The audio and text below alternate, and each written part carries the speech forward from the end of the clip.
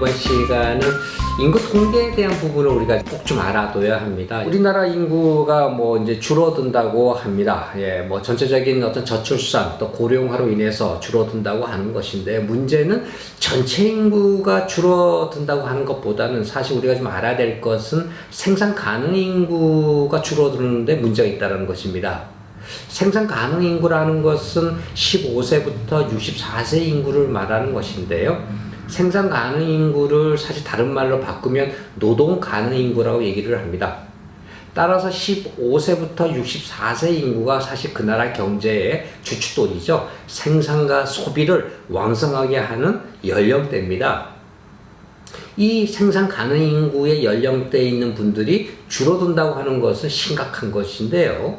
우리나라가 드디어 이 생산 가능 인구가 2016년에 정점을 찍고 그때부터 이제 줄어들기 시작을 하고 있습니다. 우리나라 생산 가능 인구가 지금 연간 한 33만 명 정도씩 지금 감소하는 걸로 나타나고 있는데요. 이게 지금 2020년부터 본격적으로 생산 가능 인구가 줄어든다라고 합니다. 2025년 정도가 되면 연간 한 40만 명씩 생산 가능 인구가 줄어드는데요. 뭐 하나의 큰 도시가 하나 매년 줄어든다라고 생각하시면 되죠. 2030년이 되면 연간 52만 명씩 줄어든다고 하는데요. 사실 심각합니다. 더군다나 베이비부머 세대가 더 큰 문제인데요. 베이비부머 세대가 사실 55년생부터 63년생까지 9년 동안에 태어나신 분들인데, 이 베이비부머 세대 분들이 지금 고령화로 접어들었죠. 즉 베이비부머 세대가 지금 65세 되는 인구들이 이제 급격하게 늘어나고 있는데요. 연평균 지금 우리나라가 65세 이상 인구가 연평균 48만 명씩 또 늘어나고 있습니다. 65세 이상의 인구의 고령자 분들이 1년에 48만 명씩 늘어나는 겁니다. 도시가 하나씩 태어난다는 것이죠. 이렇게 돼서 지금 우리나라가 2025년이 되면 앞으로 한 5년 정도만 지나도요, 이제 초고령 사회에 진입하게 됩니다. 65세 된 인구가 전체 인구에 차지하고 있는 비중이 20%가 됩니다. 이렇게 되면 2025년 정도가 되면 인구 한 5명 중에 1명이 65세 된 인구죠. 그래서 2025년 정도가 되면 인구 5명 중에 1명이 65세 된 노인입니다. 일본은 지금 4명 중에, 인구 4명 중에 1명이 65세 된 인구 아니겠습니까?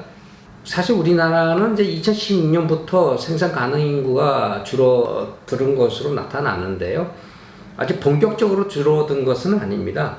이제 이 생산 가능 인구가 이제 2020년부터 본격적으로 줄어든다고 하는 것이 이제 문제죠. 사실 뭐 우리 경제 좀 나쁘다, 장사 안 된다, 어렵다, 이런 말씀들 많이 하십니다. 사실상 제가 보는 관점은 아직까지 그래도 생산과 소비가 왕성히 그래도 살아있다, 저는 이렇게 봅니다. 왜냐하면 생산 가능 인구의 비중이 아직도 우리나라는 튼튼하다는 것이죠. 그러나 2020년 이후가 되면 이제 본격적으로 생산 가능 인구가 감소하게 되면 우리나라의 소비 경제에 끼치는 영향은 더 부정적으로 이제 나타날 것이라고 봅니다. 우리 옛말에 가랑비에 옷 젖는다 이런 얘기 많이 들었습니다. 가랑비가 올 때는 본인이 옷이 젖는 것을 잘 못 느끼지만 어느 시점이, 어느 시간이 많이 흐르고 나면 옷이 흠뻑 이제 젖어서 내 옷이 이제 젖었구나 하는 것을 이제 알게 되는 것처럼요. 또 이런 생산 가능 인구의 감소라고 하는 것이 현재 그렇게 와닿지 않겠지만 적어도 한 2025년이 되면 아마 우리 가랑비에 옷 젖듯이 그때 가서 많이 젖어 있는 것을 보게 될 겁니다. 우리가 정말 경제가 이렇게 어려워졌고 소비가 굉장히 어려워졌다 하는 것을 좀 느끼게 되겠죠.